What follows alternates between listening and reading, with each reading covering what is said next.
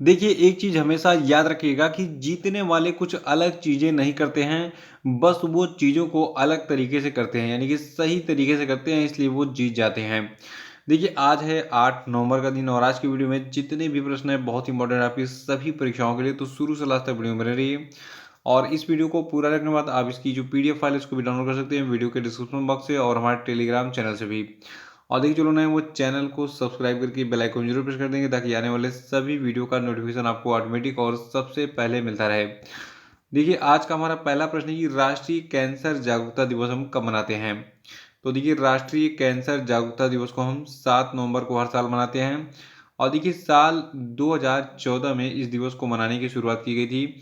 भारत के उस समय के तत्कालीन केंद्रीय मंत्री मतलब केंद्रीय स्वास्थ्य मंत्री डॉक्टर हर्षवर्धन के द्वारा। देखिए, जो आपका राष्ट्रीय कैंसर जागरूकता दिवस है, ये प्रतिवर्ष 7 नवंबर को मनाया जाता है।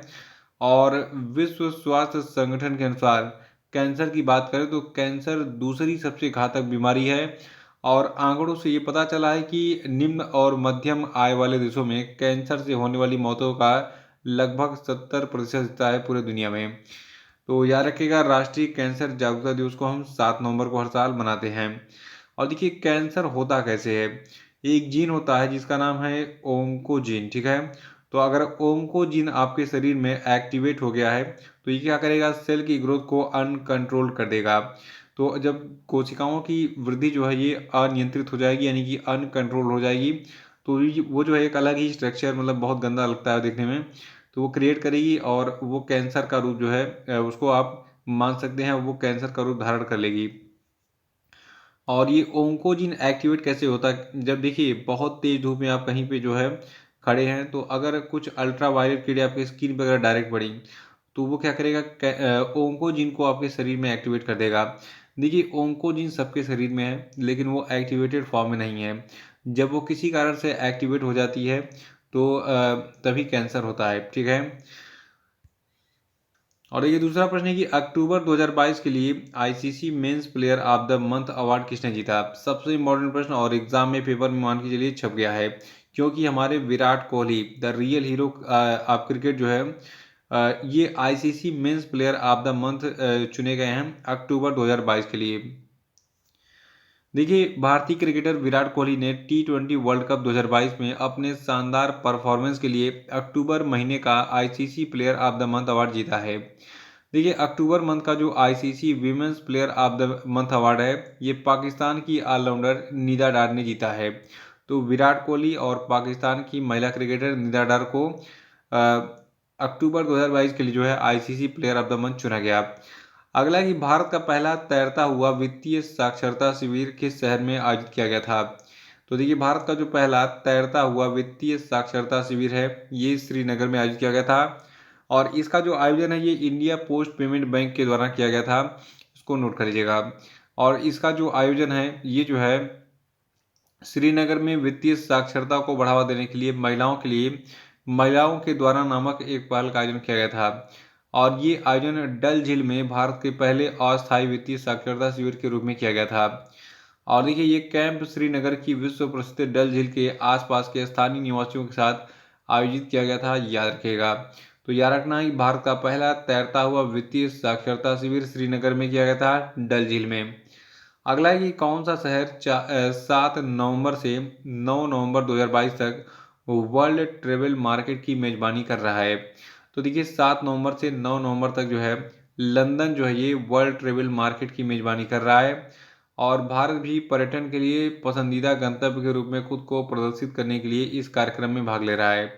और देखिए, जो वर्ल्ड ट्रेवल मार्केट 2022 है इसकी थीम है the future of travel start now. अगला है कि इसरो किस देश के सहयोग से मून के शैडो साइट पर खोज करने की योजना बना रहा है। तो देखिए, जो इंडियन स्पेस रिसर्च ऑर्गेनाइजेशन है ये जो है जापान के सहयोग से मून के शैडो साइट पर खोज करने की योजना बना रहा है। मून के शैडो साइट का मतलब हो गया, देखिए चंद्रमा का एक हिस्सा तो आपको दिखता है लेकिन इसके पीछे वाला हिस्सा जो काला वाला है वो आपको नहीं दिखता है, तो इसी पर जो है भारत रिसर्च करेगा जापान के सहयोग से। देखिए, भारतीय अंतरिक्ष अनुसंधान संगठन ने चंद्रमा और मंगल पर मिशन के बाद अब जापान की अंतरिक्ष एजेंसी के सहयोग से मून के डार्क साइड की खोज की तैयारी में है। और प्रारंभिक योजनाओं के अनुसार भारतीय अंतरिक्ष अनुसंधान संगठन यानी कि इसरो के द्वारा निर्मित एक मून लैंडर और एक रोवर को मून के साउथ पोल के पास नियोजित लैंडिंग एक जापानी रॉकेट की मदद से जो है कराई जाएगी। छठवां प्रश्न की हाल ही में किस संस्थान ने एडाप्टेशन गैप रिपोर्ट 2022 जारी की? तो देखिए एडाप्टेशन गैप रिपोर्ट 2022 को यूएनईपी यानी कि यूनाइटेड नेशंस एनवायरनमेंट प्रोग्राम, जिसको आप हिंदी में संयुक्त राष्ट्र पर्यावरण कार्यक्रम कहते हैं, तो इसके द्वारा की गई यानी कि जारी की गई।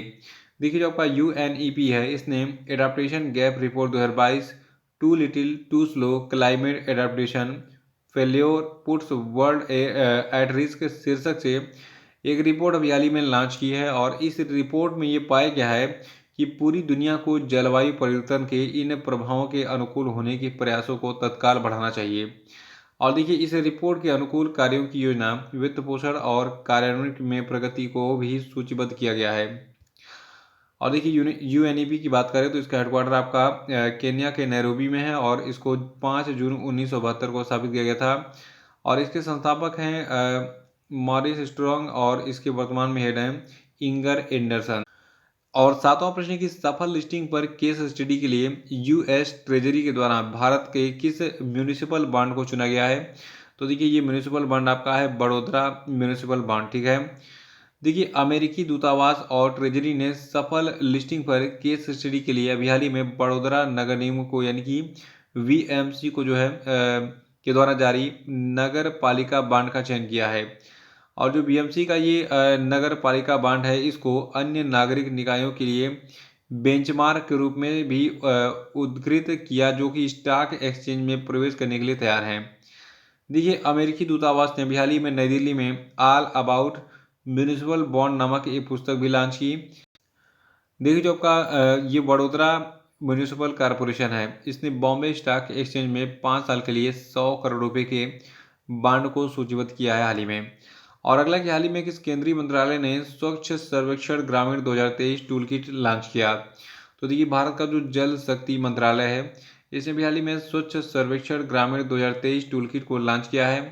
देखिए भारत के जो जल शक्ति मंत्री हैं, इनका नाम क्या है? इनका नाम है गजेंद्र सिंह शेखावत। तो अभी हाल ही में इनके मंत्रालय ने 7वें भारत जल सप्ताह के दूसरे दिन रूरल वास पार्टनरशिप द वे फॉरवर्ड पर तकनीकी सत्र आयोजित किया। देखिए जो भारत के केंद्रीय जल शक्ति मंत्री गजेंद्र सिंह शेखावत है, इन्होंने स्वच्छ सर्वेक्षण ग्रामीण 2023 के लिए टूलकिट और ट्विन पिट टू रेट्रोफिट अभियान के लिए जो है वेब पोर्टल भी लॉन्च किया। और नवा प्रश्न है कि एशियाई हॉकी महासंघ का अध्यक्ष कौन बना? तो देखिए भी हाल ही में मोहम्मद तैयब इकराम को एशियाई हॉकी महासंघ का अध्यक्ष बनाया गया है। देखिए जो एशियाई हॉकी महासंघ है, इसके सीईओ पाकिस्तान के जो मोहम्मद तैयब इकराम है, इनको भी हाल ही में अंतर्राष्ट्रीय हॉकी महासंघ के अध्यक्ष पद पर चुना गया है, जो कि भारत के नरिंदर बत्रा की जगह लेंगे। और मोहम्मद तैयब इकराम का जो कार्यकाल होगा ये 2 सालों का होगा, क्योंकि हाल ही में भारत के जो नरिंदर बत्रा इन्होंने समय से पहले जो है अपने पद से इस्तीफा दे दिया था। तो इन्हीं के बचे कार्यकाल को मोहम्मद तैयब इकराम, जो कि पाकिस्तान से हैं, इसको पूरा करेंगे। और देखिए जो आपका एशियाई हॉकी महासंघ है, इसका मुख्यालय आपका है मलेशिया के कुआलालंपुर में। और देखिए ये एशियन हॉकी महासंघ के बारे में बात हो गई, लेकिन अगर अंतर्राष्ट्रीय हॉकी महासंघ की बात करें तो इसका मुख्यालय स्विट्जरलैंड के लुसाने में है और इसको स्थापित किया गया था 7 जनवरी 1924 को। और अगला प्रश्न है कि प्रवासी भारतीय दिवस सम्मेलन 2023 में किस देश के राष्ट्रपति चीफ गेस्ट होंगे? सबसे इम्पोर्टेंट प्रश्न है। देखिए जो गुयाना के राष्ट्रपति हैं, जिनका नाम है मोहम्मद इरफान अली, ये जो है मुख्य अतिथि होंगे 2023 में जो आपका प्रवासी भारतीय दिवस सम्मेलन आयोजित किया जाएगा उसमें। और आपको बता दूं विदेश मंत्रालय के बयान के अनुसार 17वां प्रवासी भारतीय दिवस सम्मेलन का जो आयोजन है ये 8 जनवरी से 10 जनवरी 2023 तक जो है मध्य प्रदेश के इंदौर शहर में आयोजित होगा, जिसमें गुयाना के राष्ट्रपति मोहम्मद इरफान अली मुख्य अतिथि होंगे। और देखिए इसके साथ ही युवा प्रवासी भारतीय दिवस समारोह का जो आयोजन है ये 8 जनवरी 2023 को होगा। और जो ये आपका युवा प्रवासी भारतीय दिवस सम्मेलन होगा, तो इस कार्यक्रम में ऑस्ट्रेलिया की संसद के सदस्य जानेटा मास कारेन हंस जो है ये मुख्य अतिथि होंगे। तो ये थे आपके आज के सभी महत्वपूर्ण करंट अफेयर। और हम बात करेंगे आज के सभी क्वेश्चन अपडेट भी। देखिए आज का पहला प्रश्न है कि किस राज्य में मुख्यमंत्री लखपति दीदी योजना शुरू की गई? बताइए। और अगला है, विश्व सुनामी जागरूकता दिवस कब मनाया था, बताइए। और अगला प्रश्न है कि भारतीय जनता पार्टी के मौजूदा विधायक जम्बे ताशी का हाल ही में निधन हो गया, वो किस राज्य की लुमला सीट से 3 बार से विधायक रहे थे, बताइए। चौथा प्रश्न आपके लिए कि कोलिंस डिक्शनरी के द्वारा वर्ड ऑफ द ईयर 2022 के रूप में किस शब्द को चुना गया, बताइए।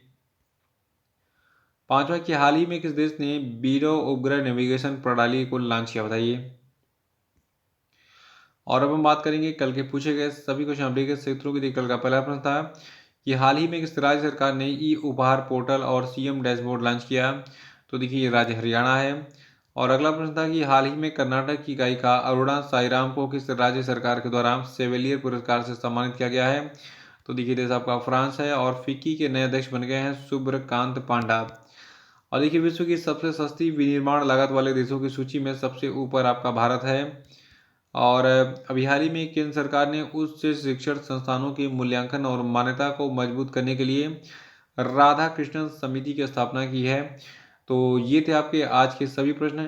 कैसा लगा आपको वीडियो, कमेंट बॉक्स में जरूर बताइए और इसको कम से कम 2 लोगों को जरूर शेयर कर दीजिएगा। धन्यवाद।